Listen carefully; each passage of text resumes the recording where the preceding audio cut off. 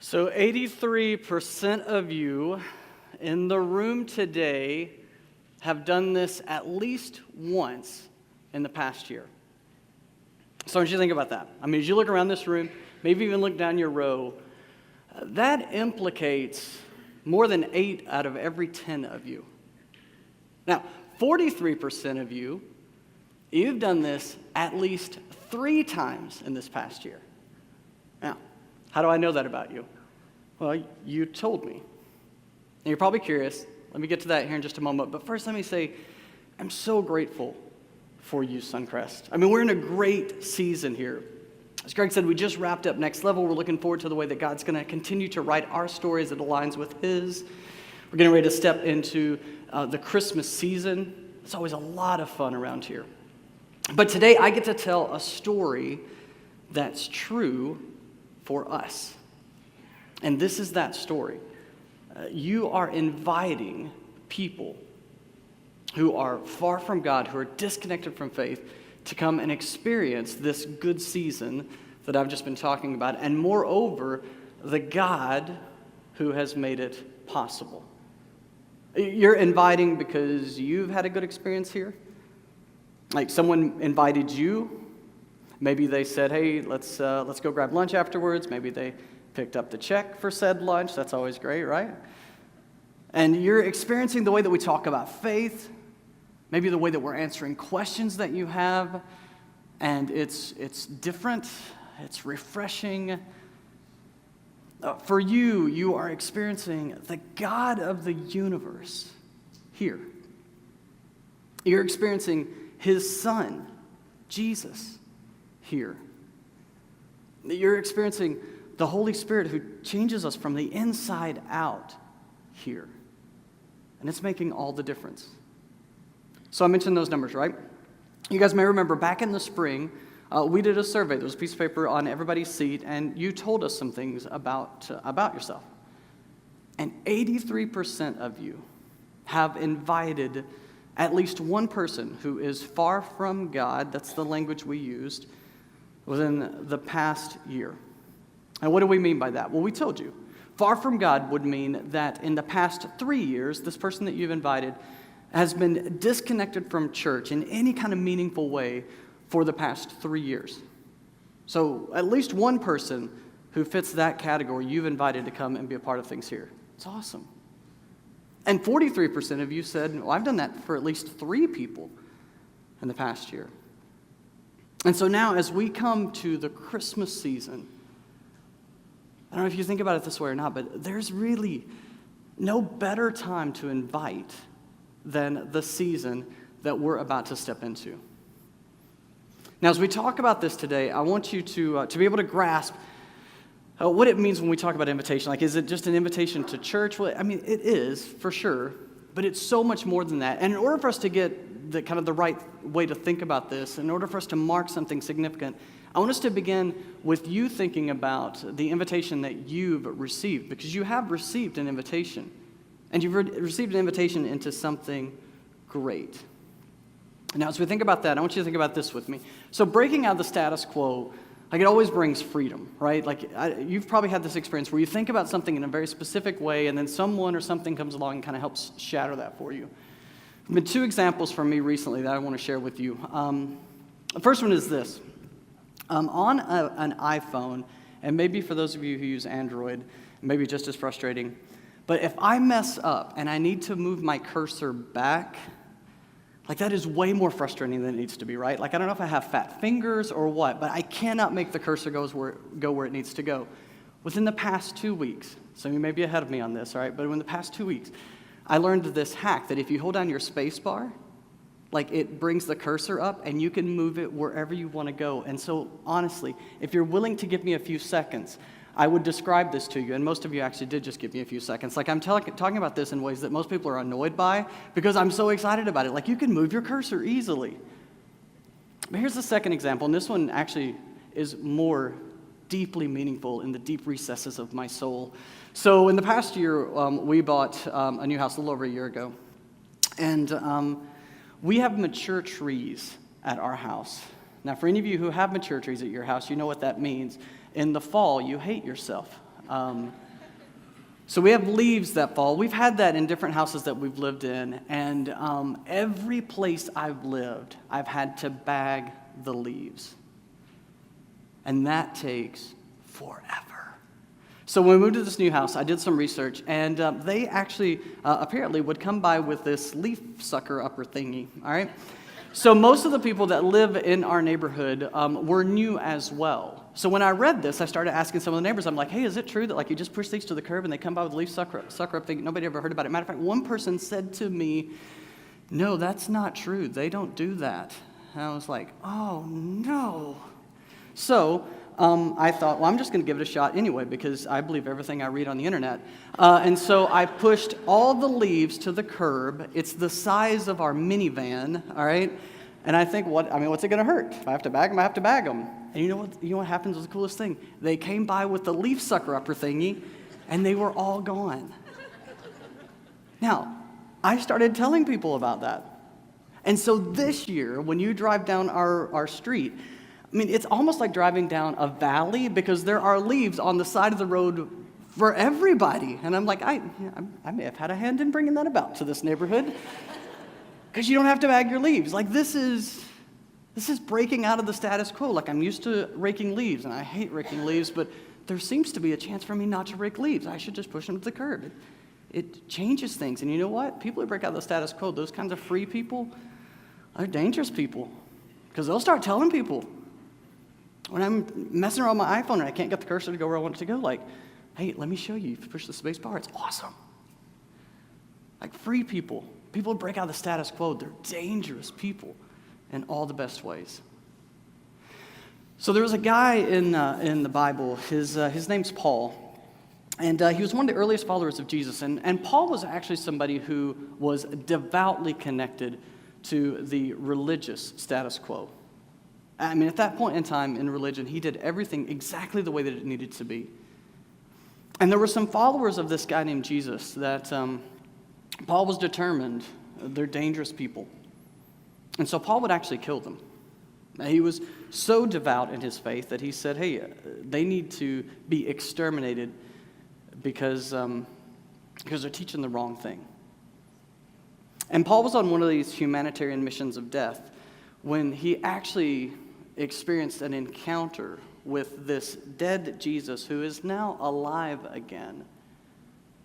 And this encounter that Paul had with Jesus broke him out of this kind of religious, this faith status quo. And it changed everything. And what's amazing is we actually have some things that Paul has written for us. It records the way that he thinks about his faith. I want you to take a look at this. This is something he wrote to the people in Rome, and we have it in Romans 6:17.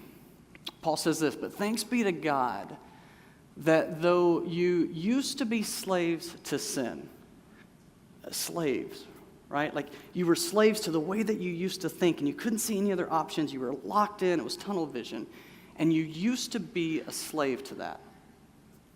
But he goes on to say, but you've come to obey from your heart the pattern of teaching that has now claimed your allegiance. See, religious status quo, it doesn't get allegiance. It may get rote following. But Paul says, man, something changed in me. And it moved me from just doing what I thought needed to be done to now there's an allegiance. It's possible when we begin to break out of that status quo. So when we talk about the invitation that you've received, because that's where this begins, you've received an invitation to something very different. You've received an invitation to a kind of freedom that gives us allegiance to something far better. See, as your pastor, one of the deepest convictions of my life is that I don't just want you to learn about the life that Jesus lived. It's great. And things like the Bible, it teaches us about this life that Jesus lived, but it's not enough for me. I don't want it to be enough for you, that you would just learn about this life that he lived. Instead, I want you to begin to learn to live the kind of life that Jesus lived. And I know it's possible. So today might be a day where you kind of potentially reset some of your thoughts about faith's status quo, religion's status quo. For some of us, it's possible that we think that if we mentally agree with some things, then that's enough. That's what this should be. Or perhaps we should read some things. Maybe we should pray some things, do some things, say some things, give some things. But this is what I want you to know. You've been invited into a different kind of life. And it's the kind of life that Jesus lived, and it can make all the difference. So here at Suncrest, we talk about that kind of life simply using 4 words that begin with C. And as Greg said, we've walked through those this year. This is kind of our 4th and final installment in this series of messages. This is the way we think about the life of Jesus, and it's the way that if we're going to follow him, you and I would live as well. It begins with cultivating a personal relationship with Jesus. It's like any other relationship, right? Like it's not based upon the things that you do, but there are some things that you do that cultivate any good relationship in your life. And the same thing is true with your relationship with God. There are ways that you cultivate that relationship with God. There also are ways in which you connect in relationships where truth meets life. It's too easy for some of us to begin to think that our relationship with God, like that's all that matters, right? But the thing that we see in the life of Jesus is that our relationships with other people, they matter deeply. And so we connect in those kinds of relationships with people around us so that truth intersects with our life and it changes us. We'd also contribute by serving.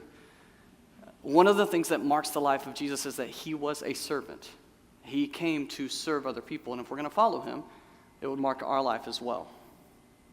But as I said, today's kind of the 4th and final of these 4 C's, and today we're going to talk about what it means for us to care about people who are far from God. It's the thing that marked the life of Jesus, and if we're going to follow him, then it will increasingly mark our life as well. If we're going to be mature in our faith, it's not going to be marked by how much we know, how smart about all things related to church we seem to be. It's going to be marked instead by, are we doing the kinds of things that Jesus did? And this C defined Jesus' life, and it would define ours as well. So what do we mean when we talk about caring about people far from God? I want us to drill down into that today. One of the guys that we learn a lot about Jesus' life from was a guy named Luke. And Luke was a doctor. And so Luke's mind works by trying to figure out how things work. And so the benefit that we have of what Luke has written about Jesus is that he was kind of fishing around to see what does faith mean. He even tells us that he has kind of prepared his biography, his gospel, as an orderly account of the things of Jesus' life so that a friend of his might believe in Jesus. And we get the benefit of that. We get a chance to read what Luke has written, and it gives us a chance to explore what does this mean that we would follow Jesus? How do these things work? And so as we think about being far from God today, as we think about the way in which this works, we get a chance to see how Luke recorded Jesus' thoughts, his teaching. And so Luke describes Jesus' life this way. For the Son of Man, Jesus, came to seek and to save the lost. It's the way that Luke defines Jesus' life. And so what does it mean to be lost, to be far from God? Like, is it a distance thing? Can you get so far away from God that you can never come back? I mean, I think for some of us, that's the thing we're scared about for ourselves, or maybe we're scared about it for someone that we love. And so how does that work? Well, thankfully, Dr. Luke tells us again how that works. He tells us a different story. And it's a story where there's a son who leaves his father, and basically before he leaves, because he wants to go off and live kind of a party lifestyle, he asks for his father's, the money that he would get from his father, his inheritance, an advance on that, and basically wishes that the father was dead. He goes off and he lives this party lifestyle. He eventually comes back home to the house of a father that he has humiliated and hurt. And for any of us who have walked away from faith, walked away from God, then Dr. Luke helps us kind of reflect on, well, what does it mean to come back? Like, how does this story end? Well, Luke's going to tell us. He says, so this is the father in the story, he got up this is the son. He got up and he went to his father. But while he was still a long way off, his father saw him and was filled with compassion for him. And he ran to his son and he threw his arms around him and he kissed him. And I think for some of us, we think, oh, that probably makes sense. Like, that's the way we should think about being far from God, right? In this metaphorical story that Jesus told, it makes sense to me that as far as I've gotten away from God, well, then when I realize I'm that far from him, I should turn and I should make my way back to God. It's the way it works in anything, right? So the story that Jesus tells. But when we think about being far from God, though, what about a God who, as much as you may understand him, as much as someone's maybe taught about him, what if, though, that God is a God who's everywhere all the time? That when I get to a place where I recognize, hey, I'm far from God and I want to turn around and be with him, do I have to make my way back to him? Do I have to go through hurdles and steps to get back to him? How does that work with God? And what Dr. Luke tells us seems to imply that, yeah, there's some effort that you'd put into it. But what I want us to do is I want us to go back to Paul, because Paul, when he's talking to people who are far from God, he says something that is powerful about this kind of invitation that you and I have received. He's talking to some people who are very smart, who are kind of wrestling with philosophy and the way that things work in a city called Athens. And this is what Paul describes about faith. He said God did this so that these people that are seeking him, that they'd seek him and perhaps reach out for him and find him, though he is not far from any one of us. See, the invitation that you and I have received is this, that when we recognize that we're far from God and we turn, God is right there. We were watching friends of ours. They have a toddler, and we were watching them recently. And I find myself kind of following the little guy around because he likes to explore. In particular, he likes to unplug our Wi-Fi, but that's a different conversation altogether. And so as I'm following him around and he's exploring, you can almost see it. I saw it happen with all of our kids as well. There's this moment where he realizes, I think I'm alone now, and I don't like it. And so he kind of, jumps up and he's like, where are you? And the tricky thing is this, in case those of you are aware that I don't watch children and let them play with electricity. I've actually been there the entire time. And so when this young child looks up and realizes, I think I've gone too far, and turns, I'm right there and have been the whole time.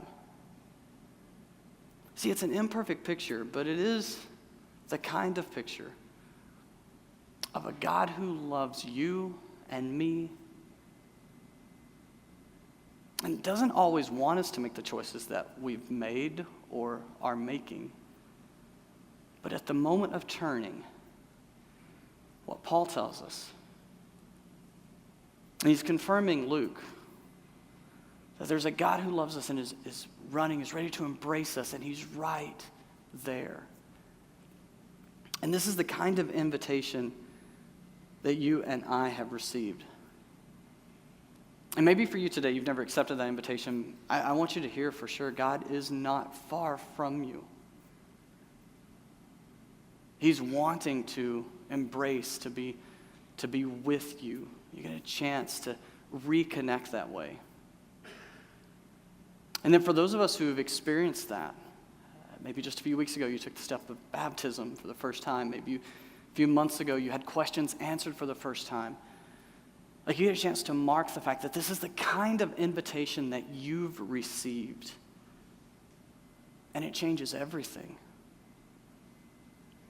And when you grasp the kind of love that is, then what you know is you want other people to experience it. I mean, how could you not, right? It's what it means to be mature. That when we get something given to us abundantly, we can't help but pass that on. It's the way we grow in maturity. Just yesterday, we were driving home from Grandma and Grandpa's house for Thanksgiving. And my oldest daughter, she ordered a hot chocolate.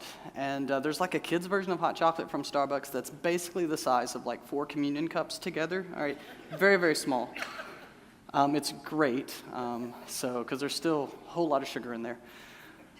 And so she goes in with my wife. She comes out with basically their medium size, a grande. That is not what she ordered. That is not what we approved. But that's basically what the barista gave her. And so she's really excited. And I'm really thinking, 5 more hours in the van. This can't go wrong, right? Here's the point. My daughter gets 3 times the amount that she's ordered.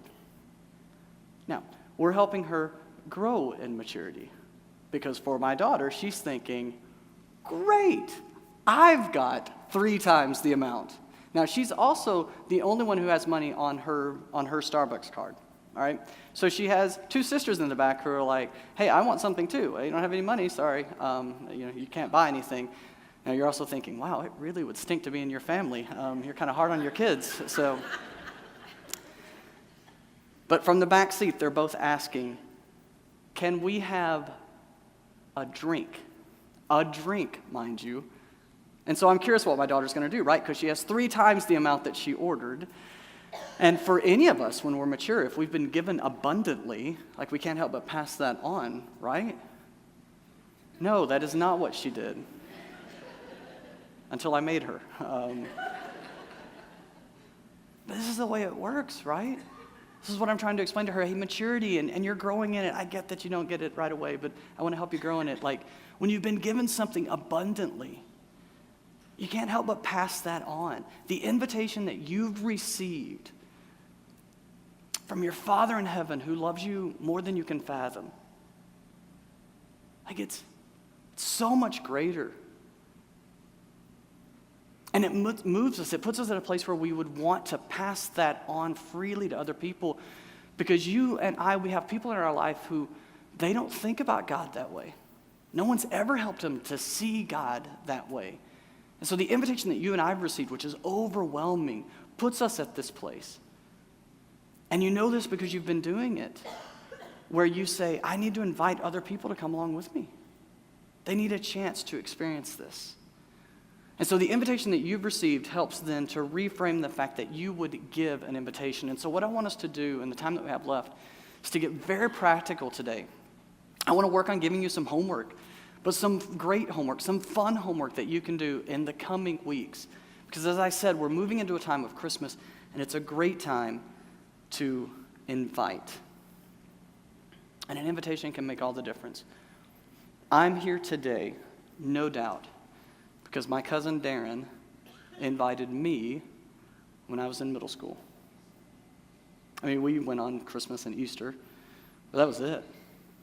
And then my cousin invited me to come to youth group, as we called it back in the day. And it changed everything for me. And without that invitation, I absolutely don't think I'd be standing here today. An invitation from you can change everything. So this is what I'm asking you to do. You have in your program today 10 spaces, all right? And in real time in the room, yes, I'm being serious, I'm going to ask you to think of 10 people that you would invite in particular to Christmas Eve, all right? Can you invite them to some other week? No, absolutely not. Christmas Eve and Christmas Eve only. I mean, you know that's not true, but in particular for Christmas Eve, like, who are the 10 people that you'd invite? And I want you to begin to write down some names, all right? Don't filter this yet. I'm going to help you do that here in just a moment. Write down some names. If you're thinking, I don't want the people next to me to see the names, write down an initial. You can draw an emoji that represents them. I don't care, but somehow I want you to list 10 people that you'd make an invitation to for Christmas Eve. And then I want us to walk through those 10 names that you're writing down. Because here's what's likely, all right? There may be 2 people on this list that when you're thinking about inviting them to Christmas Eve, maybe they already go to a different church and they're having a meaningful experience there, all right? That's great. This is what I'm going to ask you to do to those 2 people. I'm going to ask you to put a line through their name, all right? We're not trying to get other people who go to another church and are having a meaningful experience there to come here, all right? We're trying to invite people who, what we just talked about, they've not had an experience with like relationship with God. We want them to know that. So put a line through them. But this is what you can do. You could send a text to those 2 people maybe that are on your list and say, hey, I think it's awesome that you're connected to your church. Today kind of reminded me of that, and I'm just grateful for our friendship. So send a text to them, be done with it. There's maybe 5 or 6 people on your list, though, that when you think of it, you think, man, they may say they go to church somewhere, or maybe they've been curious, that maybe they've even kind of floated some questions your way, but you've not really known what to do with that yet. There are 5 people on your list that you're like, I think I could invite them. And I want to tell you how to do that here in just a moment. But that's kind of your prime target, all right? And then there's maybe 2 or 3 people on your list that you think, man, they have some serious questions about faith. They would tell me they do not believe, and it's because of this or that. Greg mentioned this series of messages we're going to be doing in January about exploring God. And I absolutely, you should invite them to come with you on Christmas Eve. But in particular, you should encourage them to come back as we begin to wrestle about some serious questions in January, because it could be very, very helpful for them. So let's talk about those 4 people and what would you do with them. I listed 10 people on my list and circling that down. What would I do? How would I think about inviting them in meaningful ways? Well, this is the first thing I'm going to ask you to do.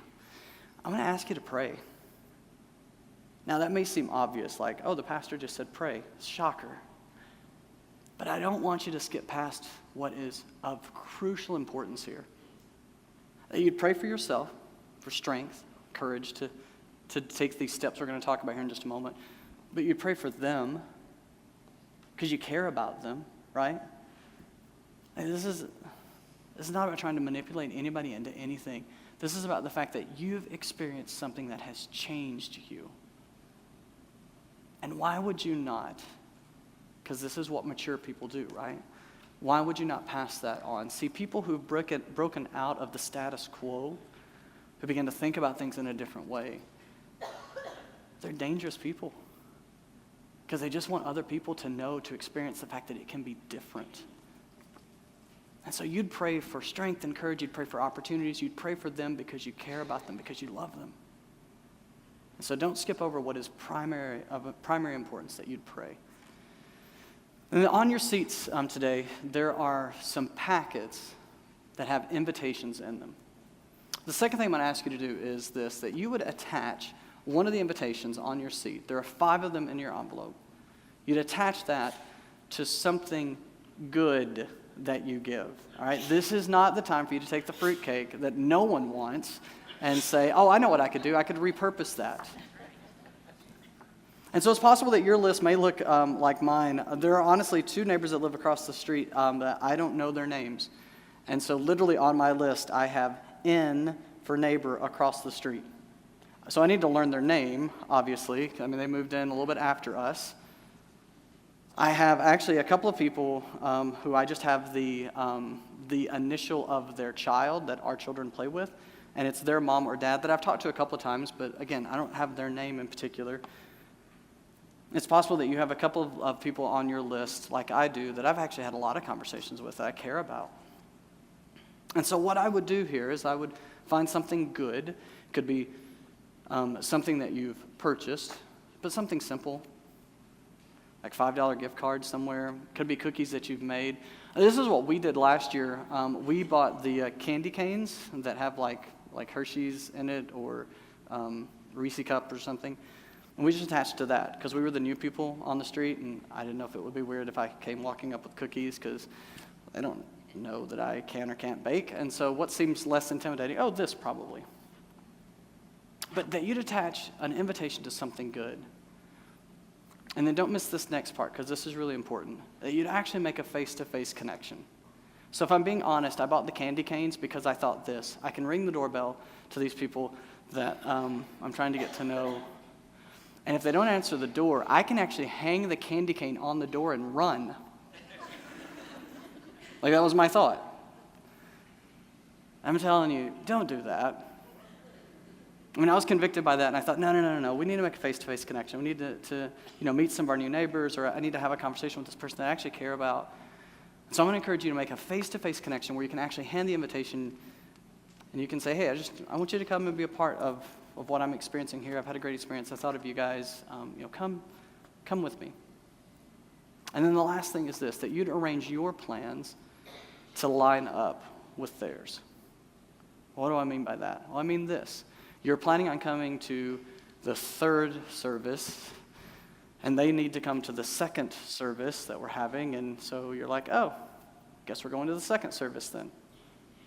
That you do what you could to arrange so that you meet them here, so that they don't come in and they're just kind of a faceless crowd like, hey, did you go last weekend when I invited you? I didn't see you. Because, we came 2 days apart from one another. But no, instead you'd say, no, I'll actually rearrange some things so that I can be there with you. See, these are the practical ways that you can take the tools that we're giving to you, and you can encourage people, you can invite people to come and experience the God that you've been experiencing, the God who's making all the difference for you. And so I want you to take your list. I want you to pray over it. I want you to put it somewhere where you can be reminded of it this week. I want you to take the invitations that we've provided, and if you need more, trust me, we printed extra. I want to be able to equip you to make an invitation this season to someone who needs to know that there's a God who loves them and who is right there waiting for them to turn. And I want to pray for you as you take that step. God, we are honored that you have invited us. And God, I pray that as we make an invitation to others, God, that you would strengthen us. God, that you'd equip us. God, you'd make us bold, you'd make us creative. But God, that all of that would come out of our love for others because we recognize that you love us deeply. So God, for each person in this room, myself included, use us, God, to change lives. We pray this in the name of your Son.